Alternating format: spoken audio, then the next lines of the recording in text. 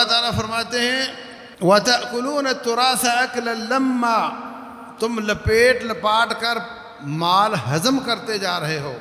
اکلا لما کا معنی ہوتا ہے لپیٹ کر منہ میں ڈال لو، سب صاف کر دو، کسی کے لیے کچھ نہ بچے، اپنی خواہشات کو بڑھاتے چلے جاؤ،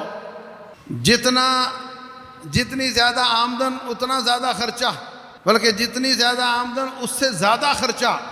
نبی صلی اللہ علیہ وسلم، عمر بن خطاب، ابو بکر صدیق، یہ سارے جو دوست تھے آپ کے، ان کا طریقہ یہ تھا کہ جتنی زیادہ آمدن اتنا زیادہ صدقہ، اور ہمارا طریقہ کار یہ ہے کہ جتنی زیادہ آمدن اس سے زیادہ خرچہ۔ آمدن بڑھے گی تو گھر والوں کے نخرے بڑھ جائیں گے، اور آپ بھی روک نہیں پاؤ گے، اس لیے کہ جب اللہ نے دیا تو لگاؤ نا بھائی۔ ایک حدیث کا سہارا لیتے ہیں ہم کہ رسول اللہ صلی اللہ علیہ وسلم نے فرمایا کہ جب اللہ تعالیٰ کسی کو مال دیتا ہے یحب ان یرى اثرہ اثر نعمتہ علیہ، اللہ تعالیٰ چاہتا ہے کہ اس کی نعمت کے اثرات اس کے چہرے پہ نظر آئیں، اس کے لباس پہ، اس پر نظر آئیں۔ یہ حدیث صحیح ہے۔